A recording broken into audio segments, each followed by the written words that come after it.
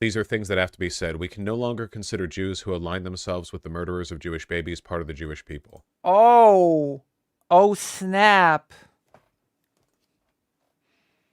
What a development. Jewish people not being seen as Jewish people. I am so shocked in my position. I'm so surprised in my position of not being fully accepted and yet getting full anti-Semitism still. So shocked.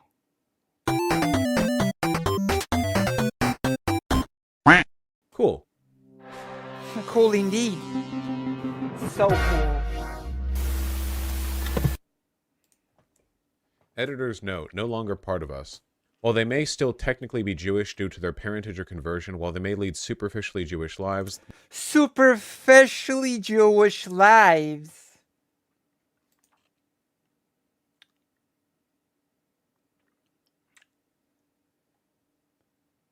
Superficially Jewish lives. Imagine, if you will, this hypothetical person who was born in an Orthodox family. Let's go further. The hypothetical person decided to dedicate all of their life to studying the Torah, going through the thing. The life is, full on Orthodox life. Just sit there and read the commentaries and etc. And they happen to be pro-Palestine. I guess that makes their life superficially Jewish. By that logic, they're being superficially Jewish. we can no longer consider them part of Klal Yisrael. I assume that means, I don't know, something. I guess like typical fascist rhetoric from people. Ay, ay, ay.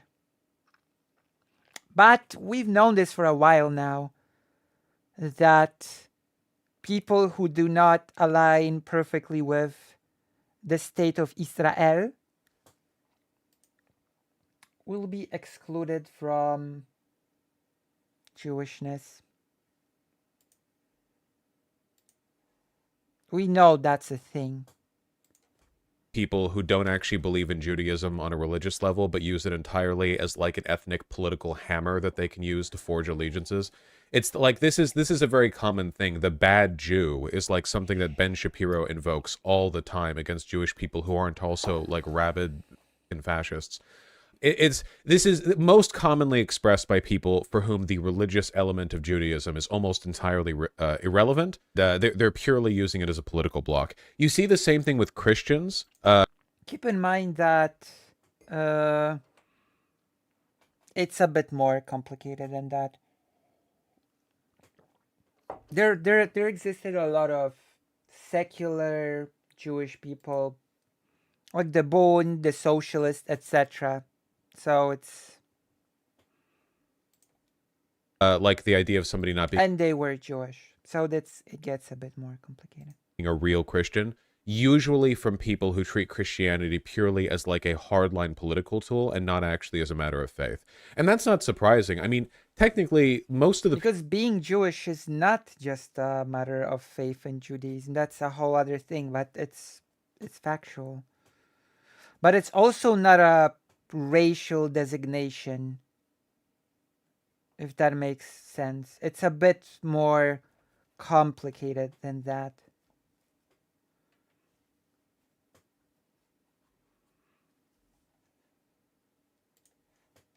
people who are Jewish by association aren't even religiously Jewish. Like there are lots of culturally Jewish agnostic There you go. He said it. So there, I don't have to say it anymore. He said it. Jewish, whatever, like people. But it is kind of a reminder that when people say that like Israel Okay, Yeah. Israel is meant to be a safe place for Jews, or Israel is meant to be like the place, the homeland for Jews. Like, Well, that did not pan out exactly, now did it? Hmm? there's one community that is for them or whatever. I guess it's just a reminder that when they say Jews, they don't mean all Jews. Like right now, as we speak, Israeli police are like cracking down on and brutalizing Orthodox Jews. And We saw videos from this. We saw videos of this like last stream, so we know this is happening. that one neighborhood in Israel where they aren't Zionists, they very, very, very frequently shit talk, non-Zionist Jews and insinuate or outright state they're not actually part of the Jewish community and that the homeland Yeah. isn't for them. And if a safe Jewish homeland, your membership of it is contingent upon you being politically aligned with Israel, With Zionism, then it's not really a safe place for you. It's just not. And the whole notion that Jewishness can be granted and taken away, it's actually a very anti-Semitic notion. in every like way. That's not really like a safe space for Jews. That's just a safe space for Zionists. Yes. And it's not like a Christian Zionist wouldn't be safe in Israel, right? So at that point, you're not really even talking. Yes, that's... Yeah, Christian Zionism is a thing. It originated in Great Britain. Because, of course, it originated in Great Britain. Of course it did. Talking about Jewish people being safe. Since Zionism is the belief that the state of Israel should be like protected and preserved, at that point, the only thing Israel is a state that's safe for people who believe that that state should be safe for them. And that has Yes. nothing to do with Judaism. Like the Zionism, the radical belief that a nation state should. I mean, Zionism was never tied closely to Judaism to begin with. Yes, there were some forms of it that were religious in a way, but Zionism primarily was a political project of forming a nation state, not a religious one. Should exist, so distinguished from every other nation state and every other kind of nationalism in existence. If all Israel is a safe place for people who like Israel, then that's just any other like autocratic, nationalistic, borderline ethno state. Yes, correct. And this is a reminder, I guess, of their priorities. Normal editorial waffling, don't care. At the time, I was struck by the realization that, in speaking about Israel, Joan Rivers, who appears to have visited the Jewish state only once in her life, repeatedly used the words us and we. Joan Rivers understood something profound about Jewish identity, and consciously or not, she taught us all a valuable and timely lesson, I wrote in a tribute marking her Shloshim, the 30th day following her passing. Okay? Drawing on various rabbinic texts, I explained that Judaism has long considered those who separate themselves from the broader Jewish community to be utterly despicable. That's a cool thing to just say and believe and advocate for. Like, no ambiguity there. According to the Talmud in Tractate Rosh Hashanah, they are condemned to hell. Do Jews even believe in hell? Gehenna. The Hebrew Bible refers to it, hold on, historic valley surrounding ancient Jerusalem from the west and southwest that has acquired various theological connotations, including as a place of divine punishment in Jewish eschatology. Okay? So divine punishment and hell are two different things. Eschatology? Okay. Saying Gehenna is hell is very disingenuous. Yeah, I think this is another thing that Israeli fascists will do. It's that they will frame their... It is very interesting because Zionism while Zionism is not a religious project inherently, the leaders of the State of Israel will very often invoke religious arguments.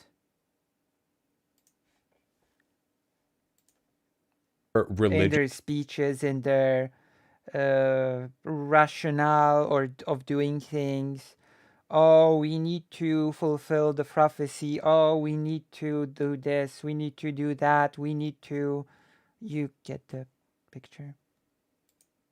Just divine justifications for their fascistic behavior in Christian terms because they know that they're not really appealing to Judaism here. They're just appealing to religious fascism, and they Yeah. need Christians on board with that. Like, you'll see this all the time. Ben Shapiro does it constantly. Dennis Prager does it constantly. Netanyahu. I mean, Ben Shapiro is almost as semi-Christian at this point, but that's a whole different topic, isn't it?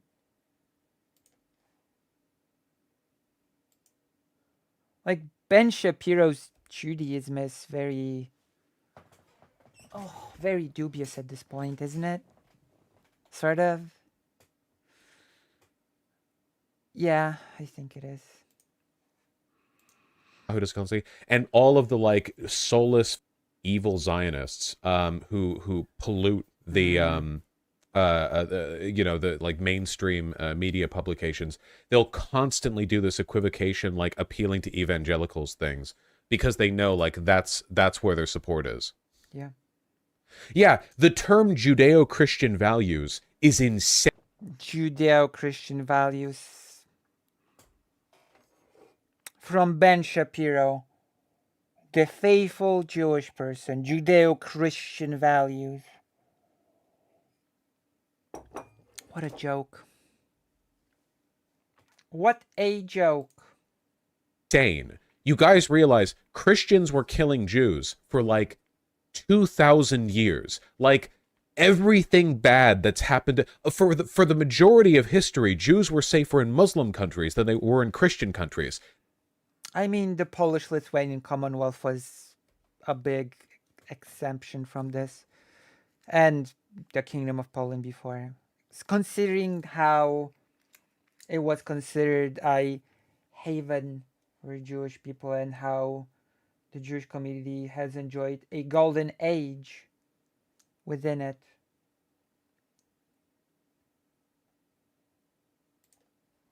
That's a term, the golden age of Jewish people within the The history of Europe is a history of anti-Semitism. The Holocaust was done by Christians.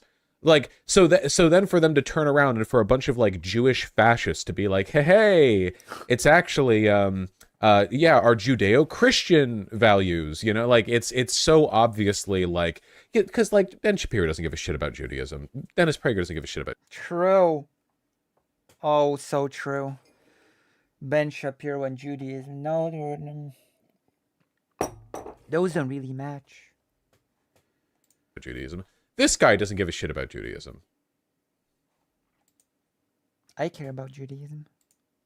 Nazis weren't Christian, but the point stands. Nah, there were tons of Christian Nazis, and they're absolutely a part of like Christendom broadly.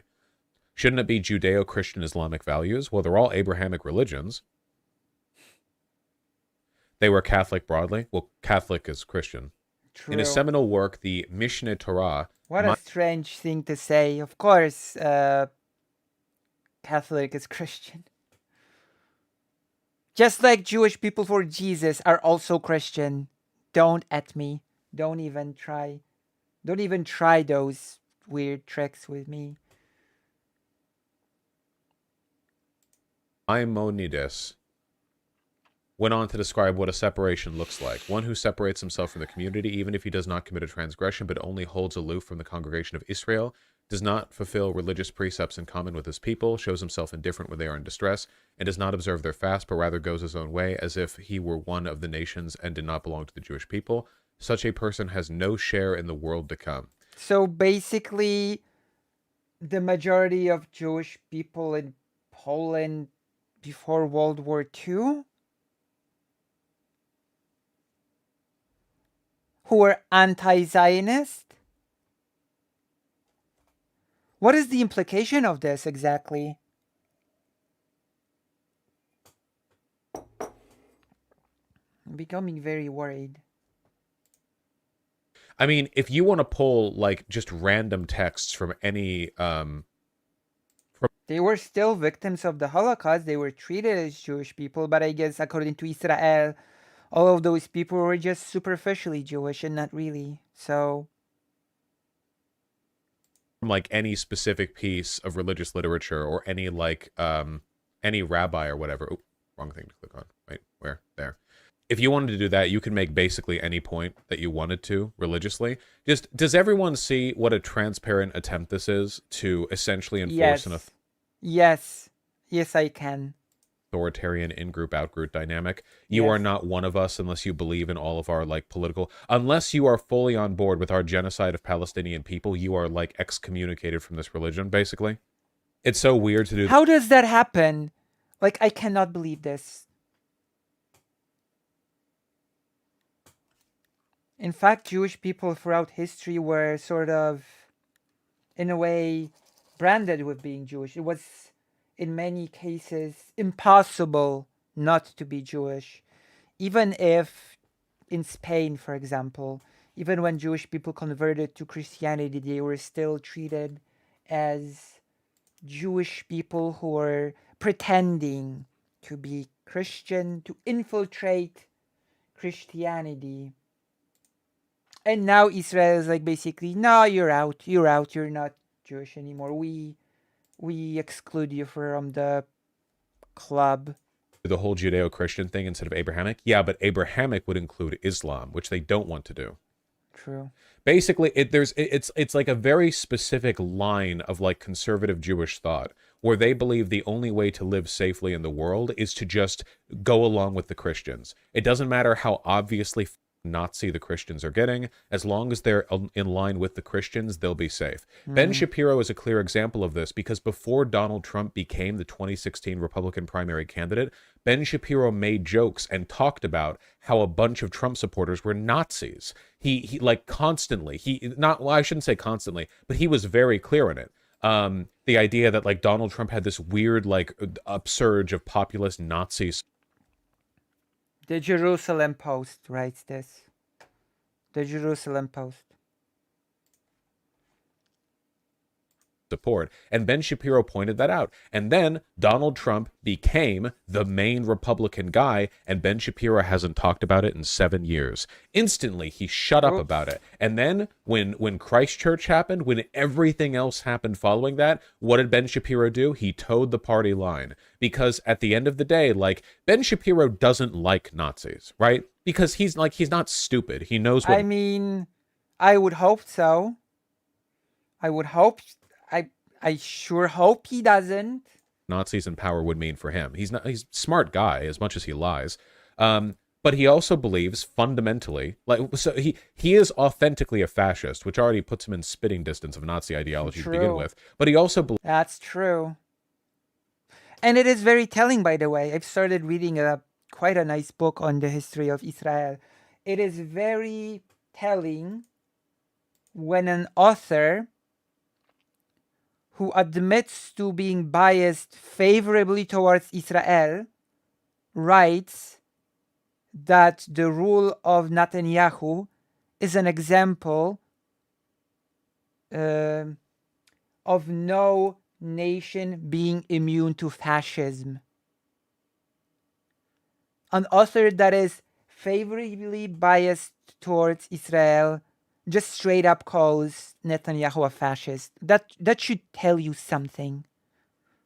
That should be a little bit of a sign.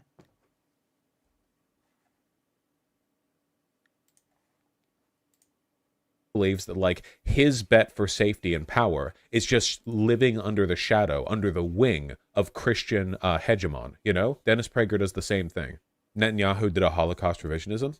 Well, yeah, the leader... Of course, he said that Hitler never wanted to kill anybody. Leadership of Israel also really aren't that Jewish. Like, seriously, they're not. Like, they're not Jewish, really. The same reason that, like, the Ayatollah isn't really Islamic. Like, they use religion... I mean, Netanyahu is Jewish. Like it or not. He comes from a Jewish family in the Congress Kingdom of Poland. Religion to justify their power, but that's it. Like, Donald Trump uses Christian fascism as the thrust of many of his political talking points. Even if he doesn't say it out loud, he definitely at least alludes to it. Donald Trump doesn't give a shit about Christianity. Like religion historically, for the most part, with the Like being Jewish is not just about actively being, practicing Jewish principle of Judaism. But I guess Vaj did say that as well earlier. So exception of a few, I don't know, mad kings and emperors or whatever, this is really getting into the no true Scotsman territory. No, it really isn't. When we talk about what motivates people's behavior, people who are authentically motivated by religious belief, like that shit is just not happening at the upper level. How many times have you seen world but leaders? you don't need to be. Mm, you don't need to be motivated by religious belief to be Jewish. You can be a secular Jewish person. That's a thing.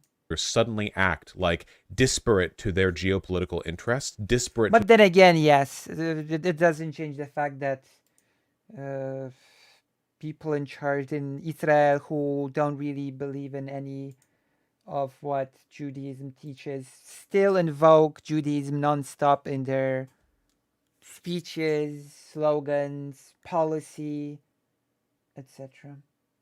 So it's true. It is definitely true in that regard.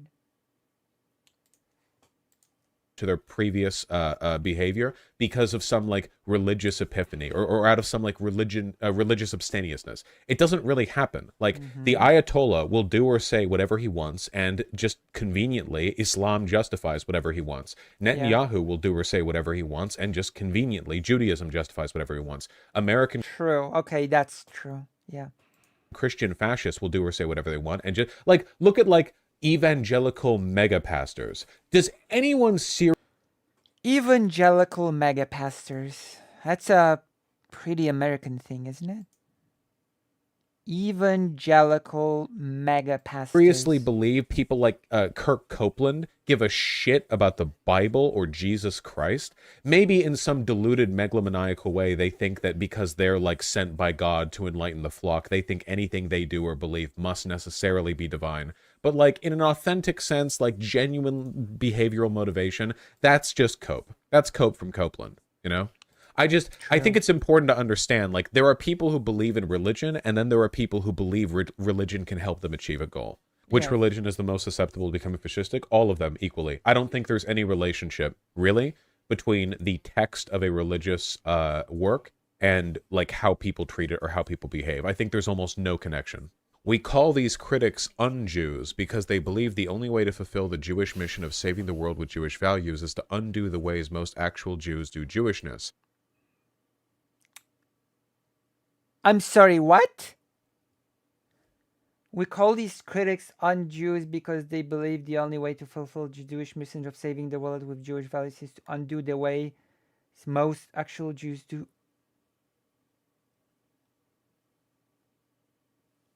Huh? I... Huh?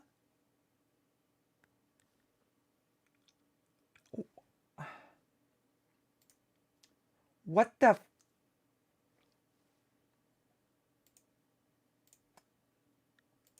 I don't even know. Sharansky and Troy wrote, they are not ex-Jews or non-Jews because many of them are and remain deeply involved Jewishly, despite their harsh dissent. For many of these un-Jews, like, so this is like depersonalization and dehumanization in the most like obvious fundamental way. The public and communal staging of their anti-Israeli and anti-Zionist beliefs appears to be the badge of a superior form of Judaism, stripped of the unsavory and unethical ethnocentric and colonialist baggage. Dude, it's so... I mean...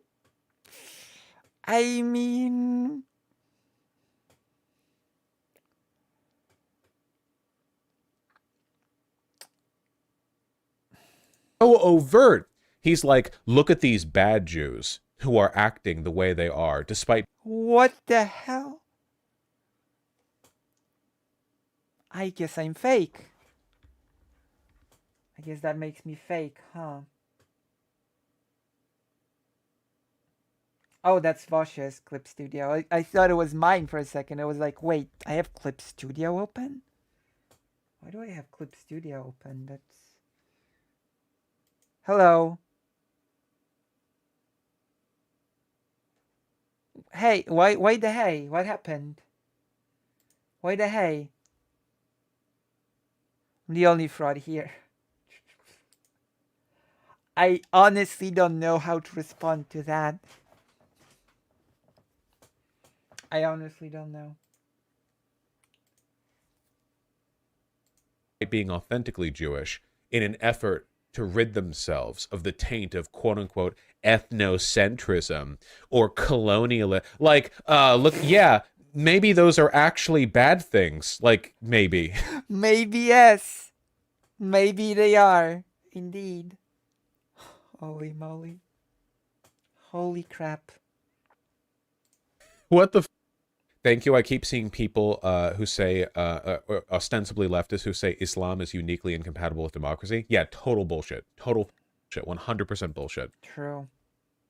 I guess I will just add to this. That is true. Vouch is correct on this one. Muslims presided over the Islamic Golden Age and granted the world light. Oh wow, I thought of the same example, actually. The golden age of Islam in Spain, I believe.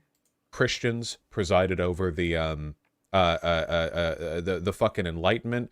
I don't know as much about India, but I know for an absolute fucking fact that India did a lot of insane shit for a while. Like everyone think it's like a historical bias. Like if you want to point to any particular point in history, you can make any group of people look really good or really bad. The truth is that like any group can be anything. It's all historical circumstances. It's all, as a Marxist might say, material conditions that dictate whether or not people are, colonizers or scientists, heroes or villains. What was that? Fucking ad Heroes block or flash? villains. They went on to describe.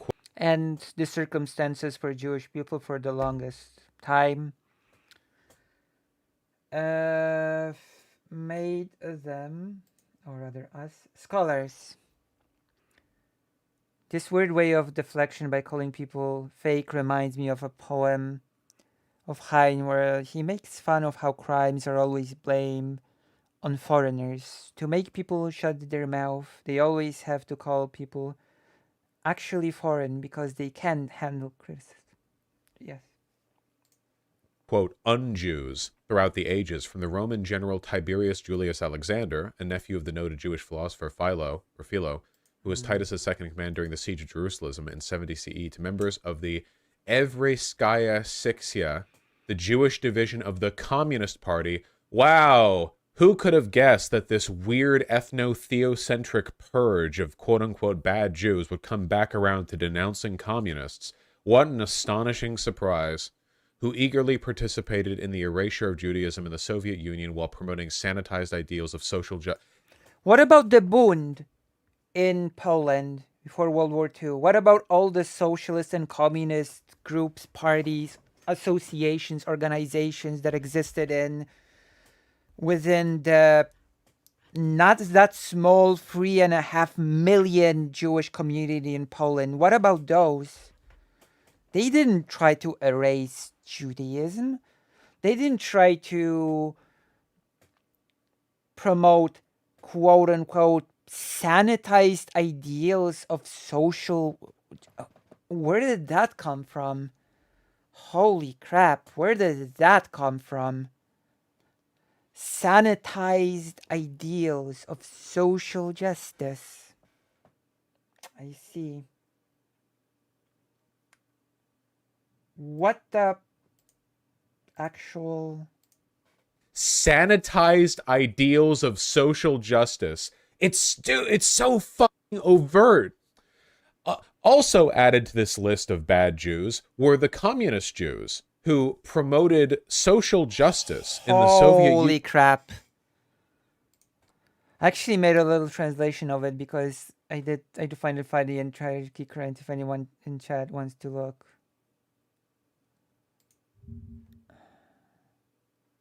Thank you. I clicked the link.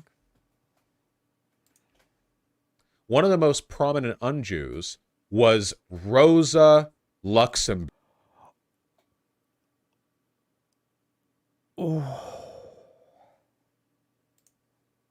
I mean, she did sort of distance herself from Jewish culture in general, but calling her an un-Jew is just ridiculous.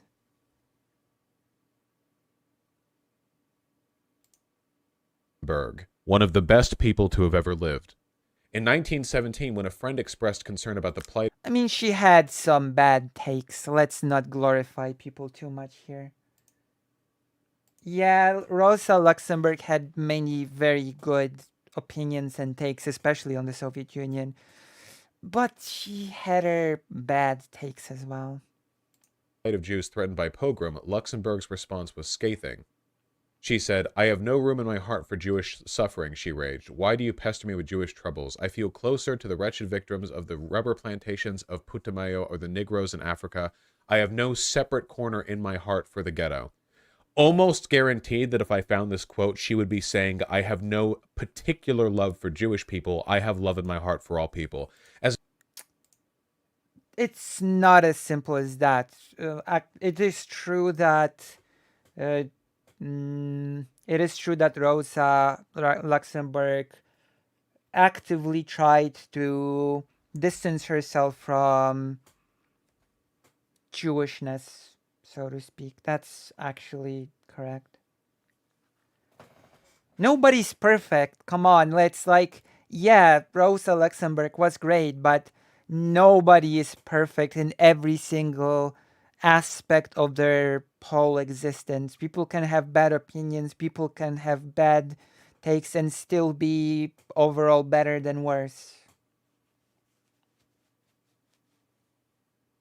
Nobody's perfect and excellent on every front. a matter of fact, only place I can find this quote is from the Jerusalem Post article that we're looking at right now. Let me see if I can, okay, another Jerusalem Post article from 2008. Cool. A Tablet magazine article called The Un-Jews, which also refers to that same quote. Another Jerusalem Post article from 2013. Dude, does this quote exist outside? I mean, I can look for it in Polish. Because Rosa Luxemburg actually also happened to be Polish, so I could look for this quote in Polish. That's no problem for me. What is my keyboard setting? Polish. Róża Luksemburg nie ma w moim sercu miejsca dla żydowskiego cierpienia. We'll see if anything comes up.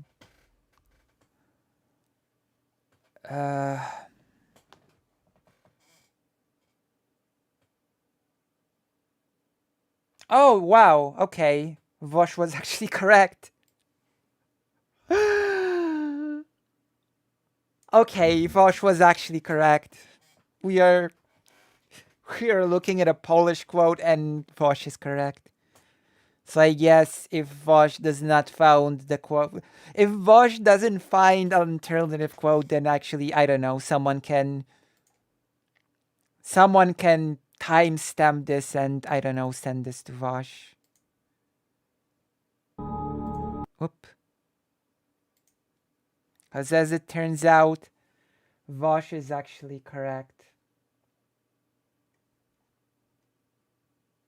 What is this?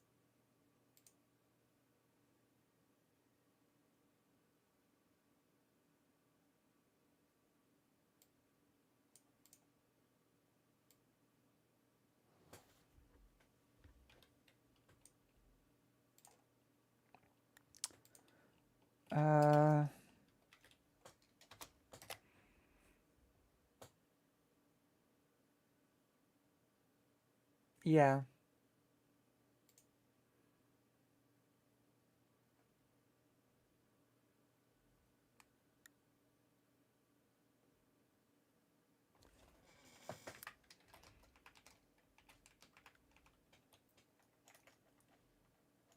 Okay, so this is from a letter that Rosa Luxemburg wrote to a friend.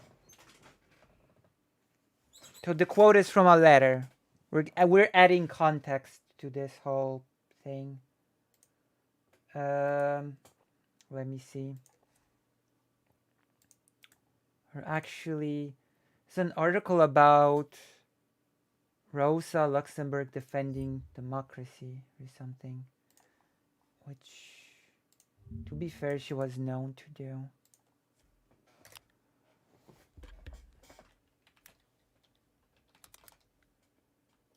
I'm gonna translate the. I'm gonna translate the.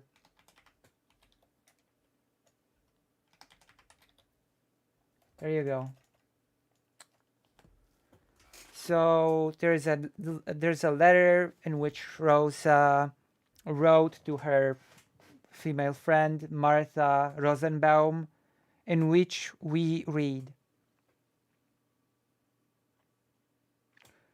"Where are you trying to go with individual suffering of Jewish people? I do not reserve a special place in my heart for the ghetto. I am at home everywhere I go, where pariahs live, where suffering exists." Wow. The quote is a bit different, isn't it? Holy moly. That quote is so different from the Israeli. Oh God. That quote became so twisted. Oh my God. So there you go. Vosh was correct. We found the quote in Polish.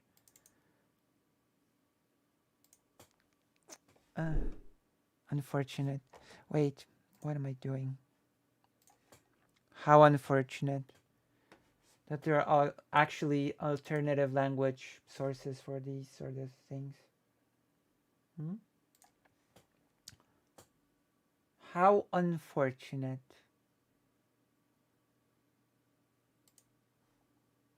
I wonder if Vosh is going to arrive at the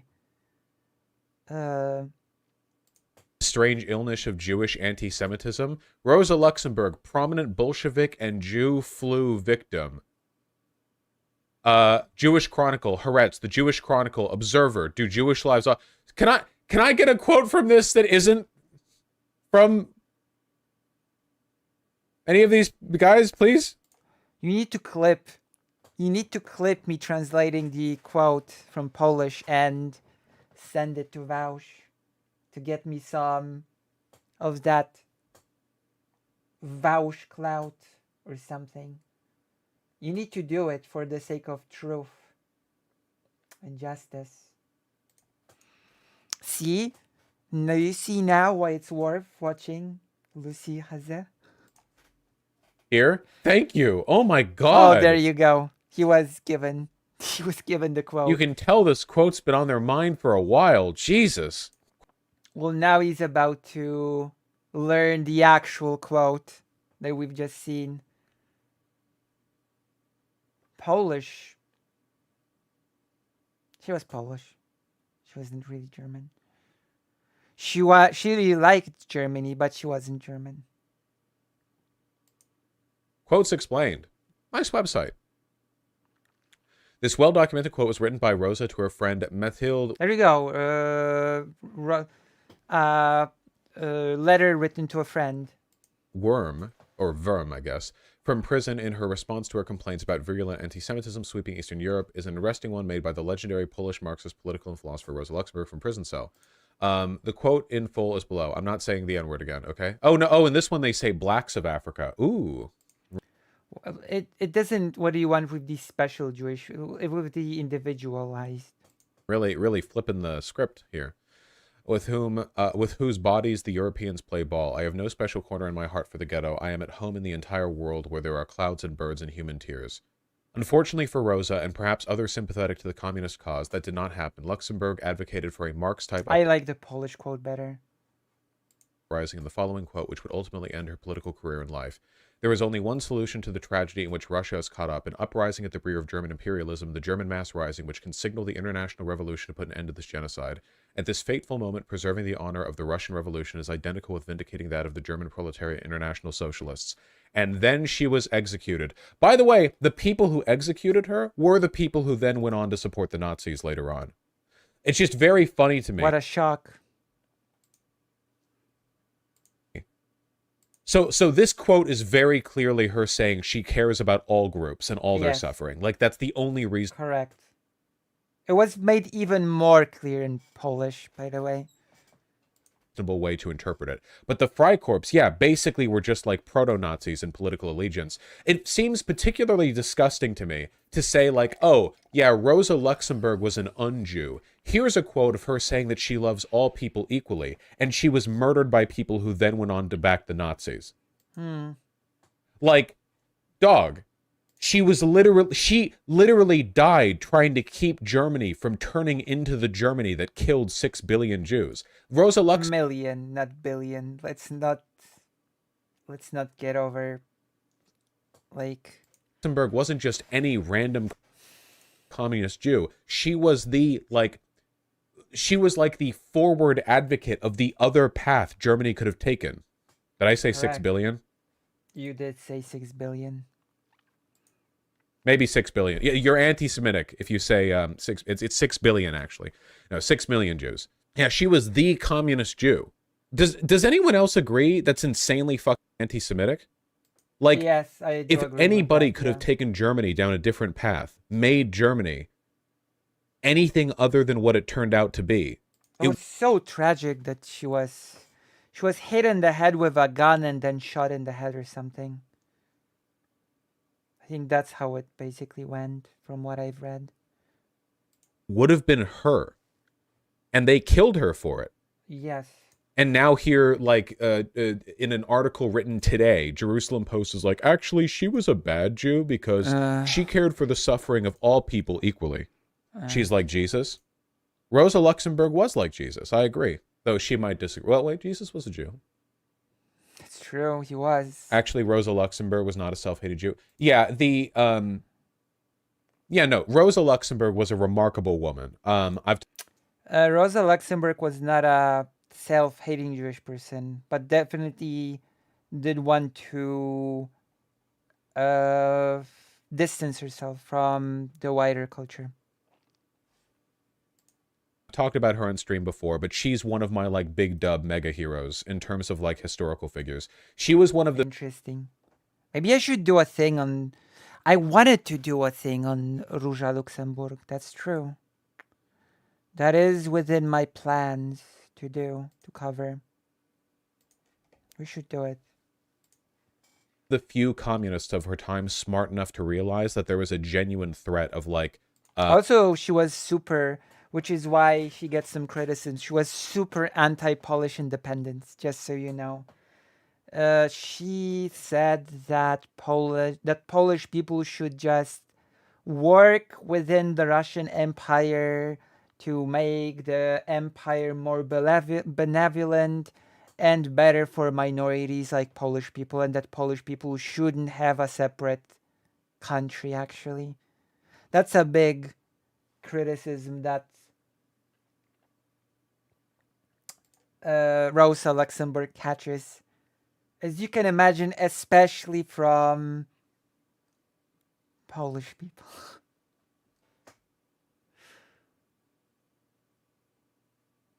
So, yes.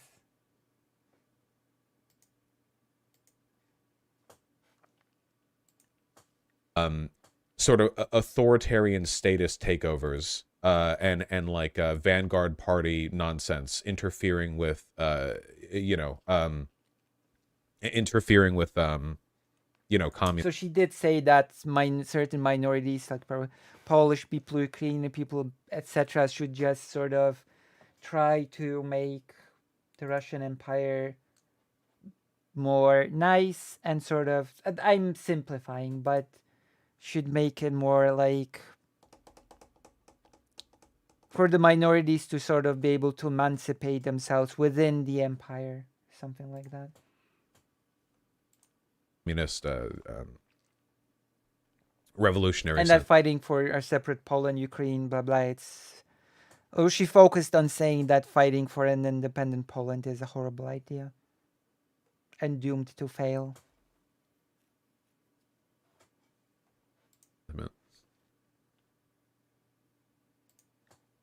Can we simp? Yes.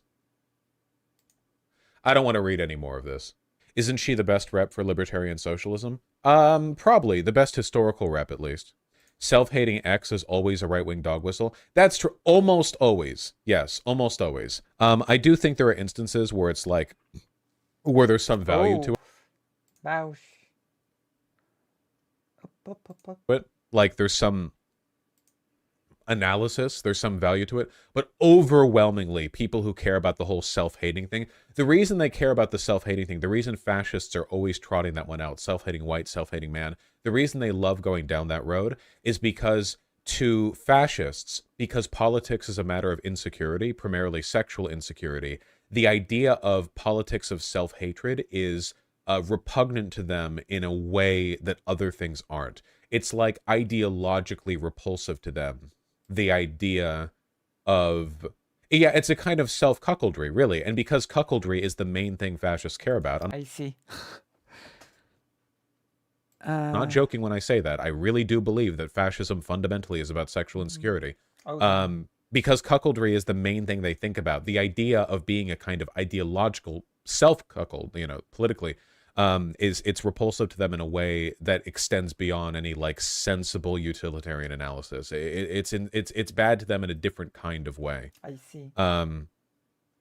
People call Blair White I understand now.